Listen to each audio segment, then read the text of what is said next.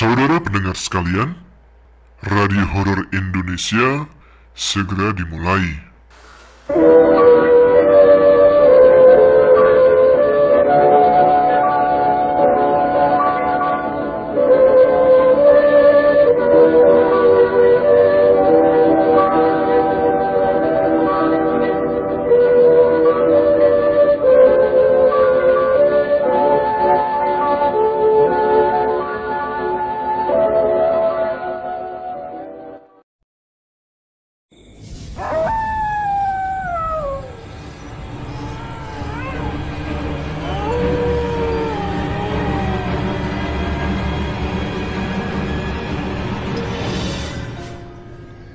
Assalamualaikum warahmatullahi wabarakatuh. Jumpa lagi dengan saya Tama dalam Ada Apa Gerangan Season 2. Bagaimana kabar kalian? Semoga selalu diberikan kesehatan dan rezeki yang cukup. Siapa nih yang selalu menunggu datangnya malam Jumat karena ada segmen Radio Horor Indonesia? Karena dalam segmen Radio Horor Indonesia ini saya akan membacakan beberapa cerita horor untuk teman-teman Ada Apa Gerangan. Jadi kali ini ada beberapa cerita yang telah masuk di email kami yang bisa saya bacakan untuk malam hari ini. Jadi bagi teman-teman yang ingin ikut membagikan cerita atau pengalaman horornya, bisa dikirim ke email kami di adapagerangan20@gmail.com atau DM dulu ke Instagram @aagchannel. Oke, untuk mengawali cerita horor untuk malam ini, kali ini ada Mas Rohman yang sudah langganan nih mengirimkan cerita yang dialaminya yang berkaitan dengan hal mistis. Jadi Mas Rohman ini berdomisili di Nganjuk ya, tepatnya di sebelah Sungai Brantas. Jadi Sungai Brantas ini memang terkenal mungkin bisa dibilang sarangnya demit dan siluman ya. Jadi tidak aneh kalau Mas Rohman ini mengalami banyak sekali kejadian mistis. Nah, kali ini ada cerita apa lagi nih yang diceritakan oleh Mas Rohman pada kita semua? Ya sudah, kita langsung menuju ke ceritanya. Teman-teman Ada Apa Gerangan? Ceritanya mulai dari sini. Halo teman-teman semua, kembali dengan saya Rohman dari Nganjuk. Tidak lupakan ya. Jadi kali ini saya akan membagikan pengalaman saya ketika masih duduk di kelas 2 SMP. Langsung menuju ke cerita. Waktu itu setelah pulang sekolah, bapak terdengar memanggilku. Ram. Iya pak, ada apa? Nanti malam ikut bapak yuk. Kemana pak? Ikut jala ikan di Sungai Brantas. Wah, oke pak. Memang kala itu bapak seringkali mengajakku untuk menjala ikan di Sungai Brantas, sekedar mencari lauk untuk esok hari. Singkatnya pada malam harinya, setelah selesai belajar, aku dan bapak bersiap menjala ikan di Sungai Brantas. Tapi malam ini terasa tidak biasanya. Di malam Jumat ini tidak ada sinar rembulan yang biasa menyinari jalan kami. Kini aku dan bapak berjalan berdua saja melewati kebun yang sangat luas. Di saat masuk ke area kebun kelapa, tiba-tiba aku mendengar suara kelapa jatuh. Suara itu terdengar cukup jauh, tapi anehnya kelapa yang jatuh itu malah menggelinding terus hingga menuju ke arah kami berdua. Aku yang heran lalu bertanya pada bapak, "Apaan itu pak?" "Udah diam aja, kita lewat aja." Bapak dan aku pun melewatinya. Aku melihat memang sekilas terlihat seperti kelapa tua yang jatuh dari atas pohon. Namun saat aku dan bapak menyusuri jalanan turunan menuju sungai, kelapa itu malah terus mengikuti kami. Aneh kan ya? Karena penasaran, jadi aku pun mengambilnya. Pak, kelapa ini kok aneh? Kenapa kamu malah ambil Ram? Kan bapak sudah bilang jangan diambil.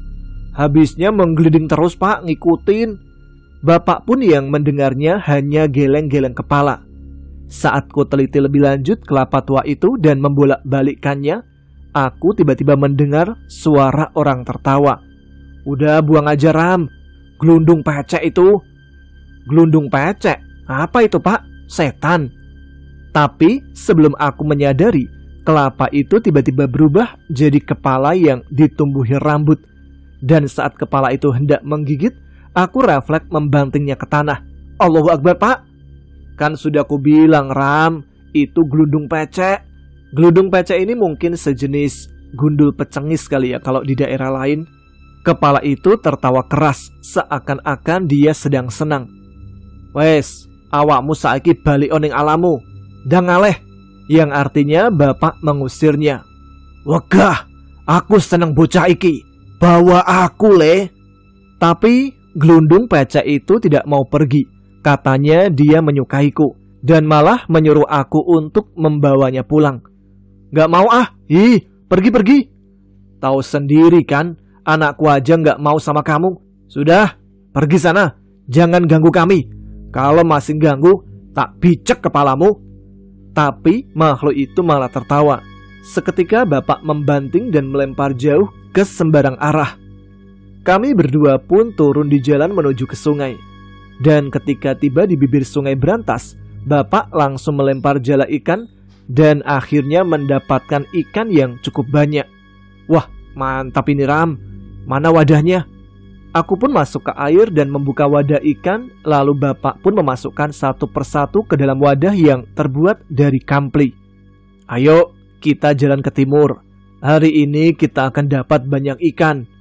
Iya pak, jalannya jangan deket-deket ke sungai.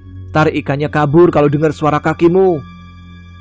Kini aku dan bapak berjalan dengan jarak 10 meteran. Ketika mendengar suara jala ditebar ke sungai, aku pun langsung bergegas menghampirinya dan melakukan hal yang sama. Lumayan Ram, kita jalan lagi ke timur. Iya pak. Di saat kami berjalan, aku berpapasan dengan tetanggaku yang juga sedang memancing ikan. Namanya Kasdi. Kasdi, udah dapat ikan belum? Alhamdulillah Dul, banyak ini. Aku dan bapak melihatnya, dan memang benar, ikan yang didapat oleh Kasdi banyak sekali, bahkan melebihi apa yang kami dapat. Malam ini Sungai Brantas lagi modal ikan Dul, bakalan dapat banyak ini, ucap Kasdi. Iya Di, panen besar kayaknya ini. Ya sudah, aku ke timur dulu ya, jala ikan lagi. Ya Dul, hati-hati. Kemudian aku dan bapak berjalan lagi. Namun, baru kurang lebih 8 meter berjalan, sayup-sayup aku mendengar suara gamelan. Suara itu terdengar dengan keras, dan sesekali aku mendengar suara dalang yang memainkan wayang. Langit kelap-kelap, bumi gonjang-ganjing. Suara itu hilang tertiup angin yang keras, lalu kembali lagi terdengar. Dan suara itu berganti dengan suara gamelan lagi. Aku pun menghiraukannya. Kemudian mendengar suara jala bapak ditebar lagi. Sini Ram, bantu bapak, ada ikan besar kayaknya. Aku pun ikut masuk ke dalam air dan mengobok-obok jala. Namun yang kudapat hanya 3 ikan nila. Cuma 3 ikan nila pak, kecil-kecil. Bukan itu Ram, tadi ada ikan besar, sebesar paha bapak ini. Sambil memperlihatkan paha bapak. Mana, nggak ada tuh. Ya udah, minggir, tak gulung dulu, siapa tahu nyangkut. Bapak kemudian menggulung jala perlahan, namun nihil tidak ada ikan. Tapi aku merasa ada seperti benda bergesek-gesek di betisku. Dan aku pun merogohnya. Benar saja, kudapati seekor ikan besar sebesar paha. Dan saat ku angkat, ternyata itu bukan ikan, melainkan kepala manusia. Bisa dilihat dari mata dan telinga. Sontak aku pun kaget dan kemudian melempar jauh ke tengah sungai. Goblok, ngapain kamu lempar itu ikan Ram? Ikan apanya pak? Orang kepala manusia? Aduh, ikan itu Ram. Dibilangin ngeyel bapak ini. Ya wes lah, ayo jalan lagi. Aku dan bapak pun ke tepi dan membenahi jala. Di situ aku berbicara pada bapak. Pak, di atas sana kok kayak ada pagelaran wayang ya? Di mana Ram? Tuh, seberang sungai. Udah, hiraukan aja, gak usah diperduliin. Emang bener ada pagelaran di sana? Ada. Di sana itu kuburan lama. Masa sih? Aku melihat di atas sangat terang, namun tidak ada siapa-siapa. Dan suara wayang masih terdengar keras. Aku baru ingat, di sana memang ada kuburan lama yang sering memakan korban. Jadi merinding liatnya. Kini aku dan bapak kembali lagi berjalan dengan jarak masih sama 10 meteran. Di tengah jalan, aku melihat pocong yang berdiri tegak memandangku. Kemudian aku menghampirinya. "Hei pocong, mau nakut-nakutin aku ya?" Kami sebagai warga pinggiran Sungai Brantas yang sudah sering menemukan sosok seperti itu tentu saja tidak terlalu kaget lagi melihat muka pocong itu sudah busuk. Namun saat ku dekati, pocong itu berubah jadi gedebok pisang. Dan gedebok pisang itu pun seketika ambruk ke tanah. "Nih, rasain kocong, biar tenggelam dan mati." Aku mengangkat gedebok pisang itu dan melemparkannya ke tengah sungai. Kemudian aku berjalan lagi ke timur dan melihat bapak sudah mengobok-obok jalannya. "Lama banget Ram, dari mana kamu? Cepet kesini." "Iya ya pak." Kali ini mendapatkan ikan yang banyak sekali. "Ayo pulang aja pak, udah berat ini." "Bentar Ram, 1 jala lagi kita pulang." Aku dan bapak berjalan lagi kurang lebih 2 meteran. "Ram, tuh lihat." "Apaan pak?" "Apa kamu pengen lihat ikan gerumbulan? Emang malam-malam begini kelihatan? Coba aja lihat. Tuh." Aku pun mengamati sesuai arahan bapak. Benar saja, aku masih bisa melihat meskipun suasana gelap. Aku melihat moncong ikan yang membuka menutup, terlihat besar sedang di permukaan air. Kira-kira ada 50 atau 60 ekor atau lebih mungkin. "Buruan pak, jala." "Bentar, ini aku baru siap-siap," kata bapak sambil bersiap menjala. Kemudian jala pun dilempar. Seketika aku dan bapak berlari menghampirinya. Ikan yang kulihat banyak dan besar kini semua menghilang secara tiba-tiba. Aku mendapatkan 1 ekor ikan dan badannya sudah keluar jaring. Dan kepala ikan itu masih nyangkut di jaring. Lalu aku menggulung semua jaring ke badan ikan itu karena takut lepas. "Buruan pak, kita gulung." Setelah itu aku membopong ikan beserta jala ke tepi sungai. "Alhamdulillah Ram, besar banget ikannya." "Bener pak, gede banget." Ikan yang kudapat ini jenis ikan putihan yang besarnya kalau dibaringkan seukuran keramik 50 cm. Bahkan ketika aku membawanya mengalami kesulitan. Di tengah kesenanganku, aku mendengar suara kakek-kakek. "Sudah Le, sudah cukup, cepat pindah dari sini." Aku dan bapak saling pandang, dan saat itu juga aku dan bapak langsung pulang. Di tengah perjalanan, aku melihat sosok wanita tanpa busana dengan, payudara yang menggantung ke bawah. "Itu apaan pak?" "Mana?" Ku arahkan senter ke sosok itu. "Astagfirullah, wewe gombel, ayo lari Ram." "Ngapain harus lari pak? Jijik Ram." Sosok itu hanya menatapku dan melotot, dan sosok itu pun pergi berlalu. Ketika di depan rumah, tetanggaku melihat aku membawa ikan besar dan tangkapan di kampli. "Wih, gila, gede amat dul ikannya. Dari mana nih?" "Brantas pak, malam ini ikannya pol, modal ikannya." "Oke lah, aku tak jalan sekalian," ucap Pak Juli tetanggaku.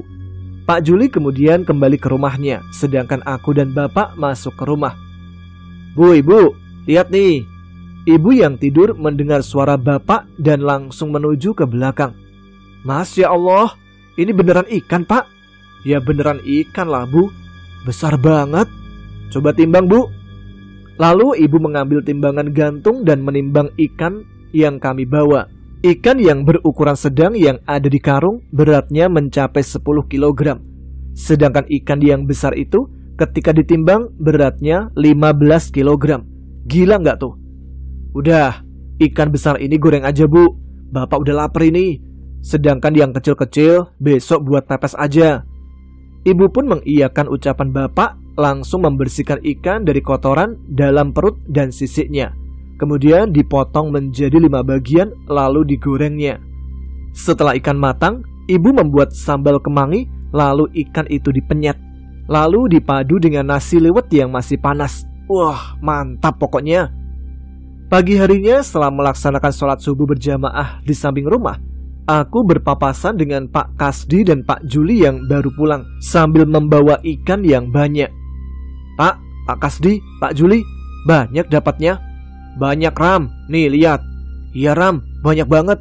Aku aja harus bolak-balik pulang dan balik lagi ke sungai sampai 4 kali. Iya sama, aku bolak-balik sampai 2 kali. Oh ya sudah, aku pulang dulu Pak. Singkat cerita, ketika selesai melaksanakan sholat asar di musola dan berbincang-bincang di teras masjid, imam masjid baru juga selesai zikirnya dan ikut berbincang dan bercerita. Tadi pas aku mau berangkat ke masjid, aku melihat ada seorang pemuda yang mondar-mandir di depan rumah Pak Kasdi. Karena aku penasaran, aku menanyainya. Cari siapa mas? Aku cari temanku Pak. Lah temanmu namanya siapa? Dan tinggalnya di mana? Temanku namanya Sama. Katanya dia ada di sekitar sini Pak. Karena sedikit aneh dan lama, akhirnya Pak Imam hendak mengantarnya pulang. Rumah kamu di mana? Di sebelah sana Pak. Ya sudah, ku antar saja. Baik Pak, terima kasih. Kemudian Pak Imam dan pemuda itu berboncengan menuju ke Sungai Brantas yang cukup jauh. Sebelah mana rumahmu? Sebelah sana Pak, sambil menunjuk. Kemudian tidak lama pemuda itu pun turun. Sini aja Pak, rumahku di bawah sana. Setelah pemuda itu turun dari motor, Pak Imam hendak menanyainya. Tapi tiba-tiba pemuda itu menghilang seketika. Pak Imam sadar kalau itu bukan manusia. Seketika Pak Imam melajukan motornya menuju ke masjid. Setelah selesai melaksanakan sholat Jumat di masjid, Pak Imam menanyakan pada kiai di sana. Dan Pak Kiai juga menjelaskan bahwa pemuda itu bukanlah manusia, melainkan sosok siluman. Dan arti nama Sama artinya adalah ikan. Jadi dia siluman ikan. Mendengar cerita itu, seketika aku kaget dan seolah tak percaya. Pada malam harinya, aku bermimpi didatangi oleh seorang kakek-kakek. Beliau menjelaskan bahwa Sungai Brantas ini memang banyak dan sumbernya penghasilan terutama ikan. Jika mengambil dan mencari ikan, carilah secukupnya. Jangan sampai serakah, sekiranya cukup buat makan sehari-hari saja. Dan dari situlah aku paham bahwa segala sesuatu yang berlebihan itu tidak baik. Diibaratkan secangkir gelas yang dituangkan airnya dari atas, dan air itu terus dituang hingga tumpah kemana-mana, maka air yang ada dalam gelas tidak akan tambah, dan hanya sebatas gelas itu saja. Sedangkan sisanya akan terbuang sia-sia. Betul tidak? Itu dia kisahku ketika kelas 2 SMP dulu, ketika menjala ikan bersama bapak dan bertemu dengan berbagai macam sosok gaib. Tapi alhamdulillah, walaupun kami mendapatkan ikan yang termasuk banyak, tidak ada kejadian yang aneh pada kami setelah memakannya. Baik, sampai sini saja cerita yang bisa kubagikan. Terima kasih untuk teman-teman yang sudah menyimak. Wassalamualaikum warahmatullahi wabarakatuh. Nah, itu dia cerita dari Mas Rohman dari Nganjuk tentang pengalaman masa kecilnya ketika ikut menjala ikan bersama bapaknya ya. Terima kasih untuk Mas Rohman, dan kali ini untuk cerita yang kedua saya akan membacakan cerita kiriman dari Bang Agil Fatah yang menceritakan tentang pengalaman mistisnya ketika tinggal di sebuah rumah di daerah Bekasi. Oke, seperti apa? Kita langsung dengar saja ceritanya mulai dari sini. Assalamualaikum warahmatullahi wabarakatuh. Perkenalkan, nama saya Agil Fatah. Saya akan ikut membagikan sebuah kisah mistis yang pernah saya alami sendiri. Kisah ini sendiri sudah terjadi cukup lama. Berawal dari perusahaan tempat saya bekerja membuka sebuah cabang baru di kota Bekasi. Dan kebetulan saya yang ikut dipindahkan ke cabang baru tersebut, harus mencari tempat untuk saya tinggali. Dan akhirnya saya memilih menyewa sebuah rumah yang berada di perumahan daerah Bekasi. Rumah yang konon sudah kosong selama 10 tahun. Dan perumahan itu sendiri, menurut informasi yang terakhir baru saya tahu, adalah dulunya merupakan pemakaman umum yang dipindahkan. Tanpa persiapan sebelumnya, saya langsung menuju ke rumah yang saya sewa.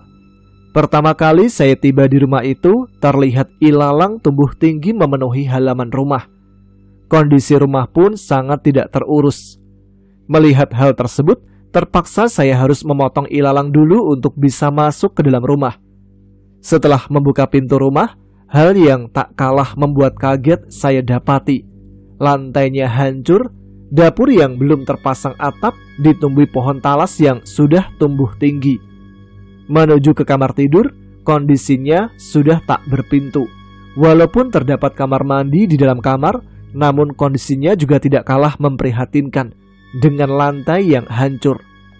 Melihat kondisi rumah seperti itu, saya segera berganti pakaian lalu mulai membersihkan rumah tersebut, minimal bisa untuk ditiduri. Pertama, saya membersihkan halaman rumah, dilanjut kamar dan juga dapur. Saya menggunakan papan triplex untuk melapisi lantai yang pecah. Menjelang sore, semua sudah beres. Tinggal melepas lelah dengan segelas kopi panas dan rokok Jisamsu. Hingga tak terasa, waktu sudah masuk waktu maghrib. Sayup-sayup terdengar azan maghrib dari kejauhan. Saya pun bangkit dari duduk untuk menuju ke kamar mandi. Tapi entah kenapa, ketika masuk ke rumah, bulu kuduk terasa berdiri. Tanpa menghiraukan perasaan yang tidak nyaman, segera saya mandi dengan cepat, lalu mengambil wudhu untuk melaksanakan sholat maghrib.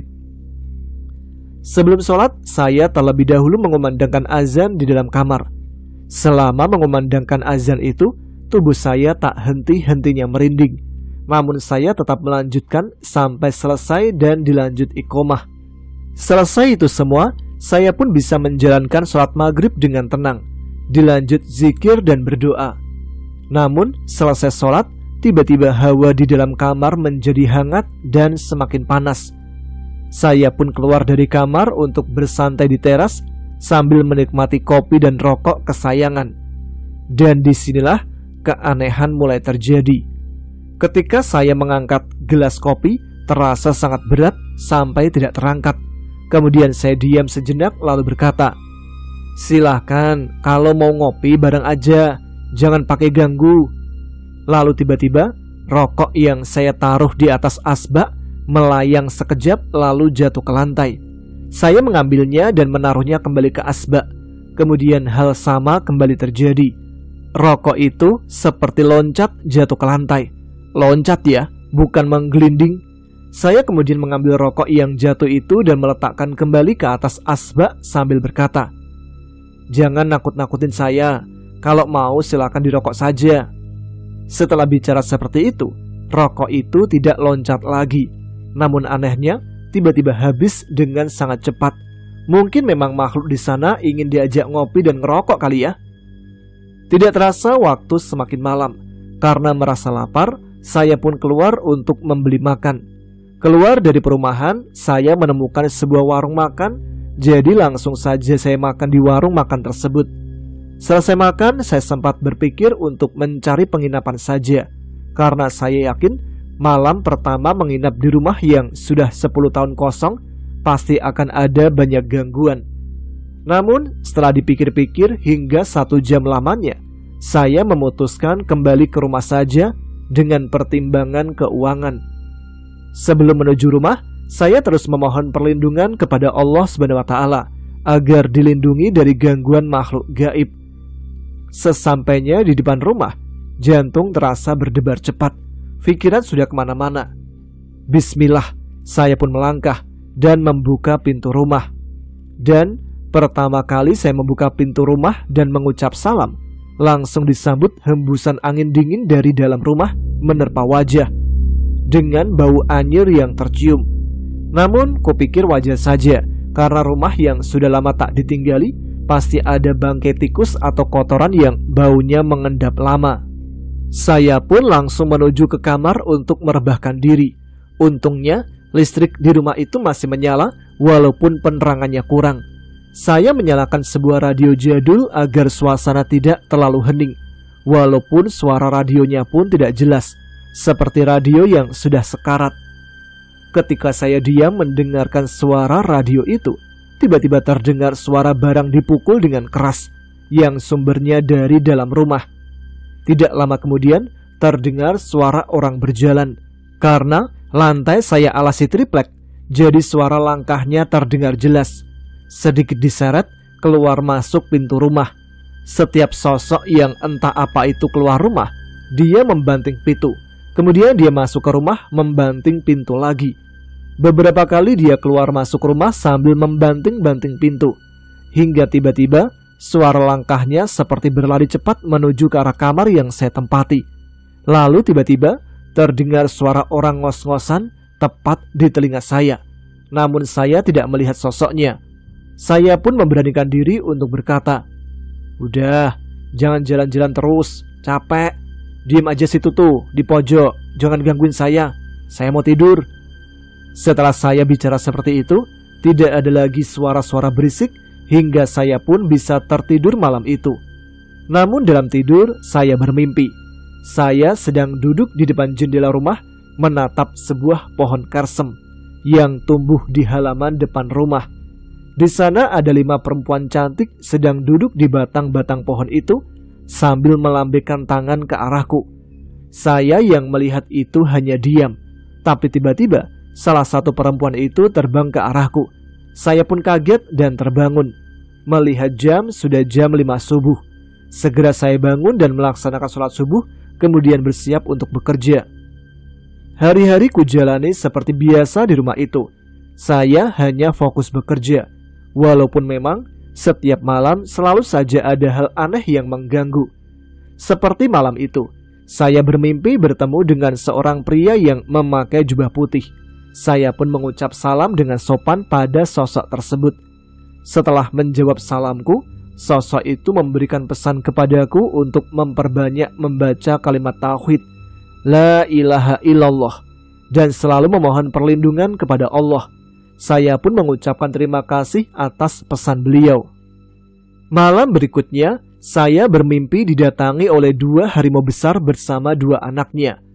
2 harimau besar rebahan di halaman rumah, sementara 2 anak harimau masuk ke dalam kamarku. Mimpi yang penuh misteri. Suatu hari saya bertemu dengan tetangga yang menempati rumah berjarak 4 rumah dari rumah yang saya tempati.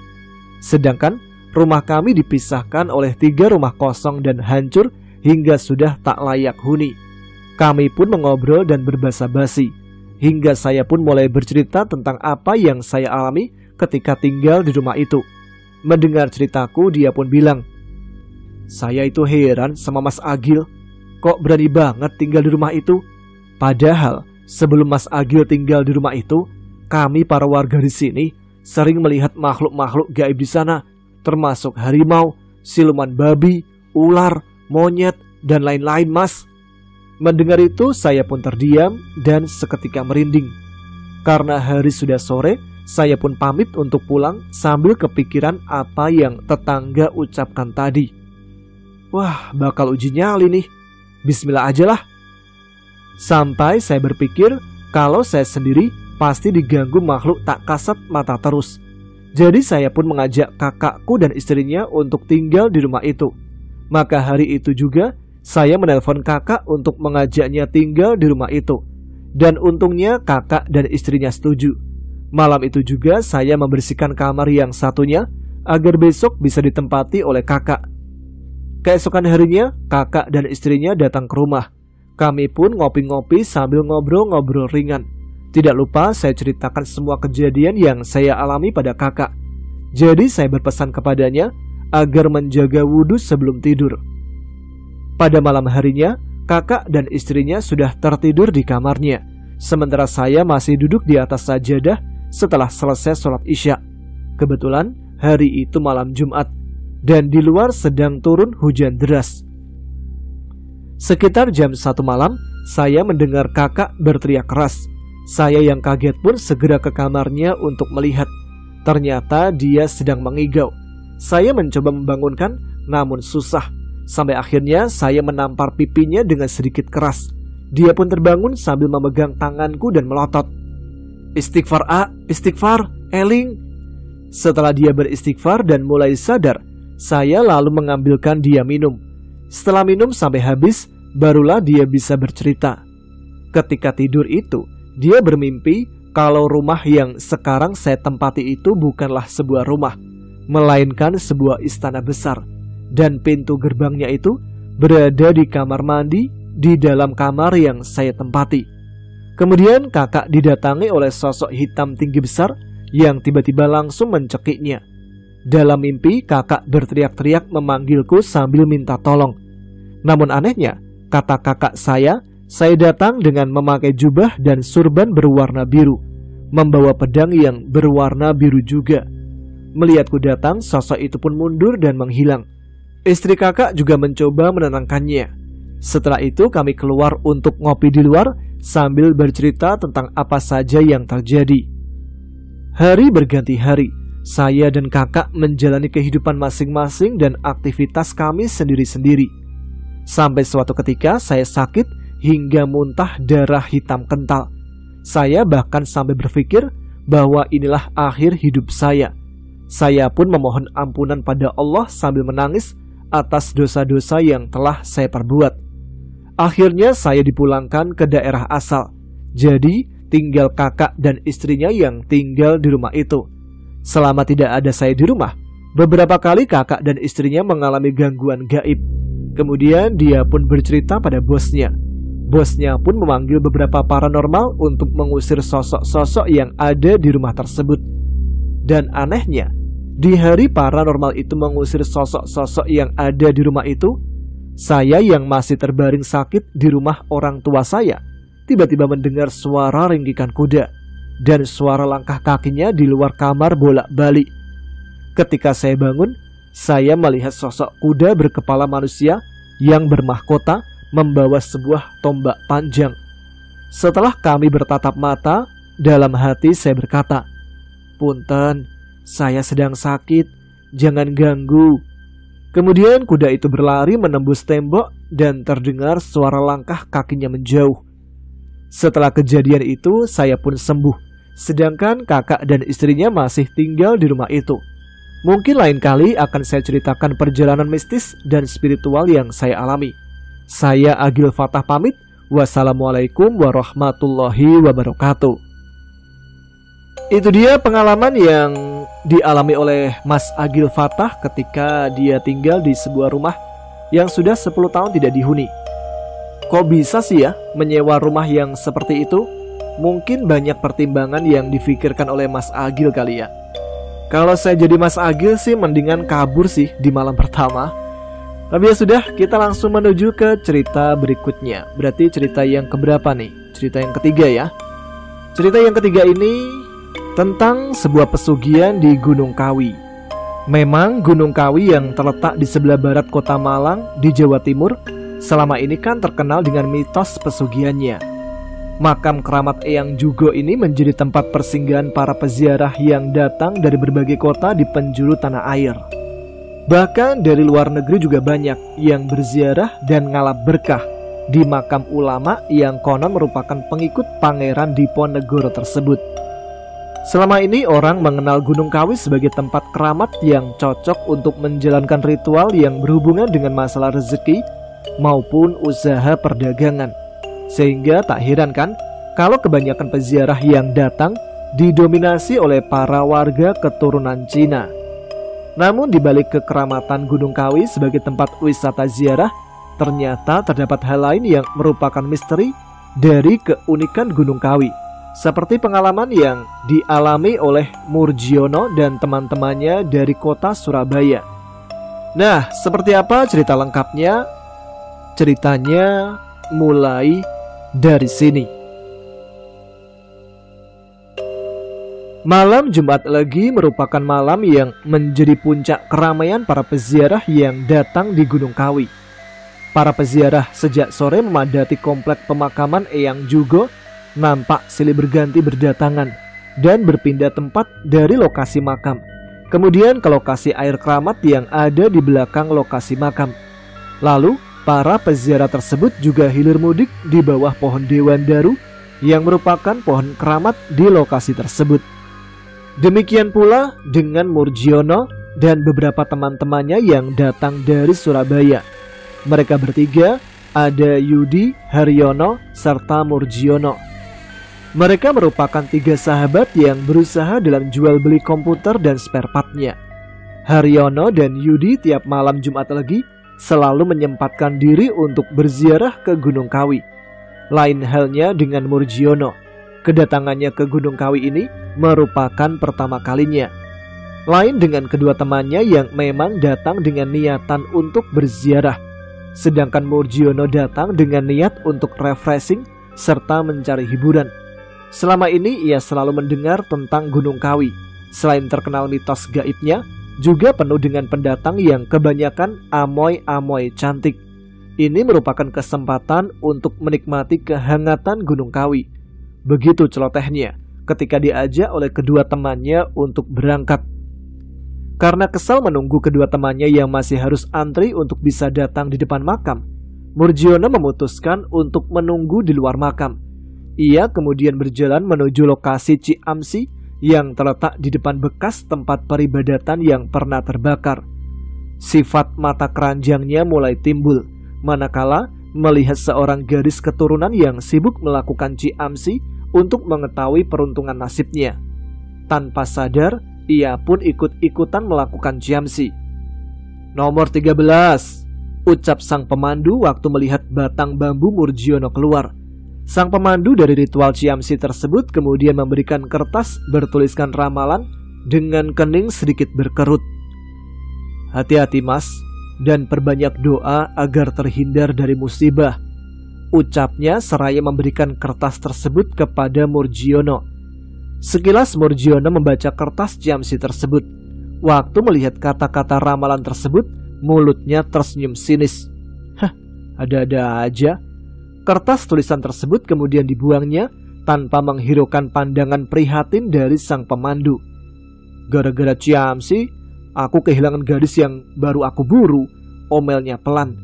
Matanya berkeliaran mencari gadis yang dimaksud.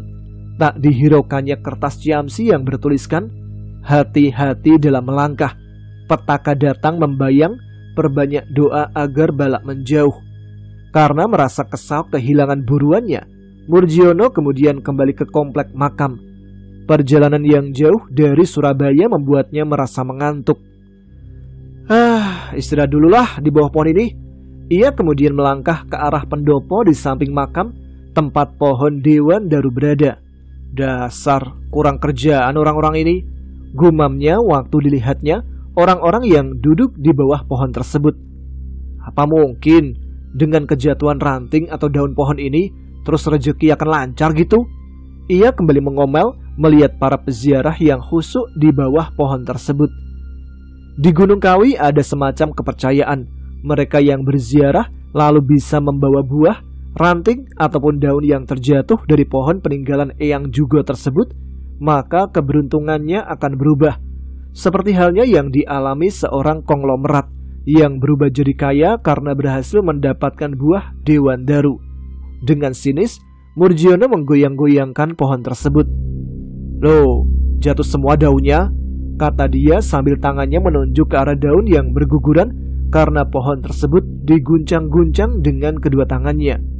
Tiba-tiba ulahnya berhenti, manakala melihat pandangan mata merah dari mereka yang berziarah di bawah lokasi pohon tersebut. Wah, bisa dipukuli orang banyak aku, kekehnya tanpa menghiraukan pandangan marah dari mereka yang menatapnya. Ia kemudian duduk di serambi pendopo. Setelah beberapa lama ia merasa mengantuk dan akhirnya tertidur. Dalam tidurnya tersebut, ia merasa dibangunkan oleh seseorang. Pundaknya diguncang-guncang. Spontan, Murjiono membuka matanya. Mulutnya tersenyum simpul. Waktu dilihatnya, yang memegang pundaknya tersebut adalah amoy cantik yang ingin diajaknya kenalan waktu Ciamsi tadi.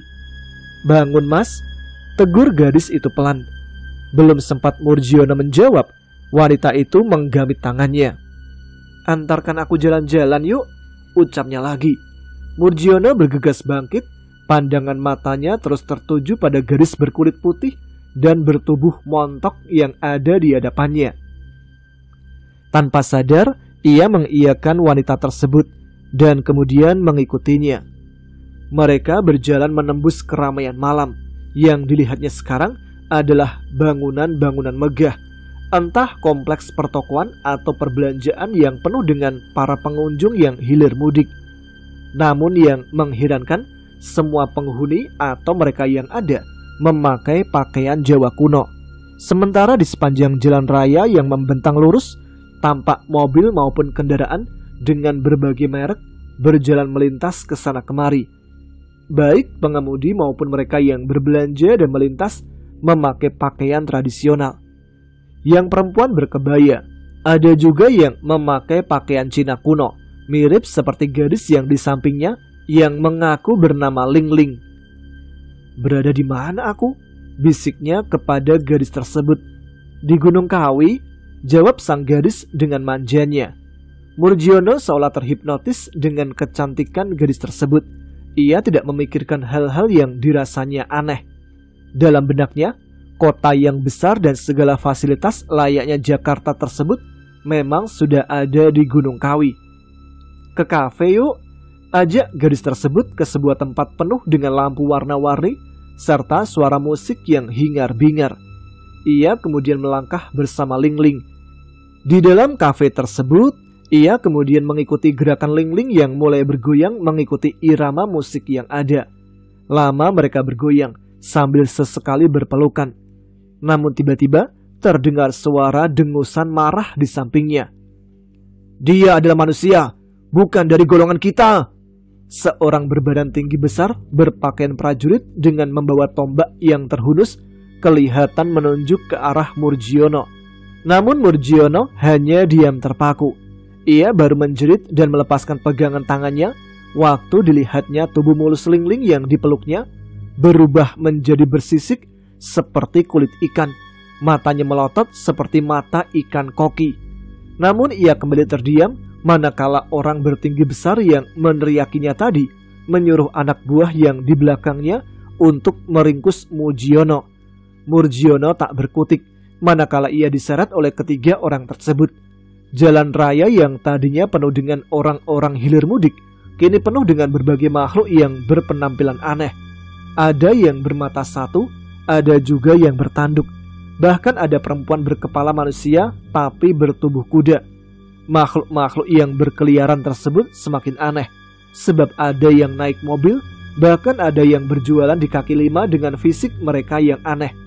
Murjiono ketakutan melihat hal tersebut. Ia kemudian dibawa menghadap ke arah sebuah bangunan besar yang menyerupai istana. Lalu ia dihadapkan kepada seseorang yang berpakaian mirip raja, namun berbentuk aneh.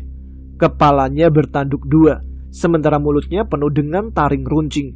Ia kemudian diseret. Setelah orang yang dipanggil raja tersebut memutuskan hukuman, Murjiono dibawa ke penjara. Namun ia kembali menjerit-jerit ketakutan manakala melihat pemandangan aneh dari penjara tersebut. Tampak anggota tubuh manusia yang bergelantungan karena dipotong tangannya, kakinya, bahkan kepalanya. Tubuh yang terpotong-potong itu bergoyang-goyang ketika terkena angin. Murjiono semakin ketakutan manakala melihat sang algojo yang berjalan menghampirinya sambil membawa golok, bersiap-siap memotong-motong anggota tubuhnya. Selanjutnya, Murjiono tidak ingat apa-apa lagi. Tahu-tahu didengarnya suara seseorang. "Beruntunglah dia masih bisa ditolong," ucap orang tua yang duduk di sampingnya. "Di mana aku?" teriaknya waktu dilihatnya Yudi dan Haryono tampak duduk di sebelahnya. Setelah beberapa lama, orang tua tersebut menerangkan pada Murjiono bahwa tingkah laku Murjiono yang iseng dengan menggoyang-goyang pohon dewandaru ternyata telah mengundang para lelembut yang ada di kawasan Gunung Kawi merasa terusik. Ia kemudian terbawa ke alam mereka. Ia dibawa jauh sampai ke puncak Gunung Kawi yang masih berupa hutan lebat dan merupakan pusat lelembut di Gunung Kawi. Beruntung tubuhnya yang tergolek lemah berhasil ditemukan pencari kayu. Dengan bantuan orang pintar, nyawa Murjiono berhasil diselamatkan dari ancaman lelembut Gunung Kawi. Murjiono. Nakal sih ya pikirannya, kotor. Siapa nih yang di sini yang sudah pernah berziarah ke makam yang ada di Gunung Kawi?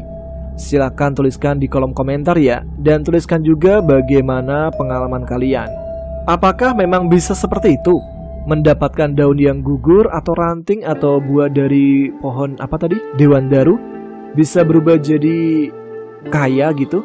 Ini saya cuma nanya ya, bukannya penasaran terus kepengen juga. Enggak, ini cuma nanya. Ya sudah, itu dia semua cerita mistis untuk malam ini. Bagi teman-teman yang ingin ceritanya kami bacakan, bisa dikirimkan melalui email adapagerangan20@gmail.com atau hubungi kami di Instagram DM langsung ya, di @aagchannel. Sebelum kita akhiri radio horor malam ini, seperti biasa saya mau sapa-sapa dulu nih. Sapa-sapa tipis teman-teman yang sudah menuliskan komentar di episode RHI FM sebelumnya. Yang pertama, salam buat inisial Y. Siapa nih Y nih? Yanto atau siapa nih? Pokoknya inisial Y dari Blora Selatan.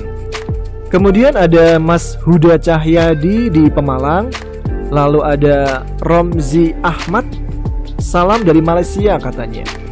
Lalu ada Deves Gaming, Deves Gaming dari Bandung. Kemudian buat Mbak Luciana Dewi yang ada di Kota Batam. Lalu ada Mas Wawan Gunawan, dari mana nih? Pokoknya dari mana aja lah ya. Kemudian ada Mas Ferli Lewaru dari Purwakarta. Mas Sanji Reinkarnasi dari Kediri, terima kasih Mas Sanji. Lalu ada Mas Iwan Koswanto dari Kediri juga. Ada dua langsung nih dari Kediri. Nonton bareng nih kayaknya nih. Kemudian ada Jovi yang selalu hadir dari Indramayu, Wong Dermayu nih ya. Lalu ada Mbak Ami Purwati di Ponorogo yang selalu mendengarkan RHI tiap malam Jumat. Terima kasih Mbak Ami Purwati. Kemudian ada Ngapruken, assalamualaikum. Waalaikumsalam. Salam dari Sulawesi, hadir paginya Mas Tama. Siap, terima kasih Bang. Sebutannya Ngapruken di Sulawesi ya. Lalu ada juga Mbak Wahyu Sulistiorini dari Gresik. Kemudian Mas Jarwo dari Purwodadi. Lalu Mas Abdul Afan Junior dari Arjosari. Kemudian buat Mas Tony Christopher yang malam Jumat ini memilih mendengarkan RHI FM ketimbang Sunnah Rasul. Wih, ya Sunnah Rasul dulu lah, baru RHI FM atau sekaligus gitu, bisa kan ya? Kemudian ada Mbak J Alexa, Sugeng Dalu Mbak J Alexa. Lalu ada Kun Hongse di Hong Kong. Mbak Wati Tamara dari Kebagusan Pasar Minggu. Kemudian ada Mas Abdul Syukron dari Klaten. Mas Irwan Ristu di Cianjur. Kemudian siapa lagi? Lalu ada November 9252 nih, yang kritis banget nih, setiap ada cerita keren-keren. Lalu ada siapa lagi? Neng Isma yang ada di mana, pokoknya doanya semoga semuanya dilancarkan segala urusannya. Amin. Terima kasih Neng Isma. Lalu salam juga buat Kacau Lau, siapa nih? Dari Lenteng Agung. Dan terakhir dari Dilfadar Channel yang ada di Kudus, Jawa Tengah, Kota Kretek ya kalau nggak salah ya.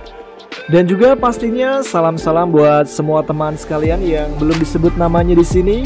Terima kasih untuk kalian semua yang telah menyimak setiap episode Ada Apa Gerangan.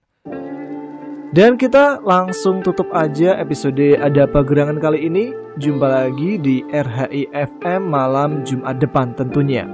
Saya Tama harus pamit karena udah malam juga. Selamat beristirahat untuk teman-teman sekalian. Oh iya, tuliskan komen, tunjukkan eksistensi kalian. Wassalamualaikum warahmatullahi wabarakatuh.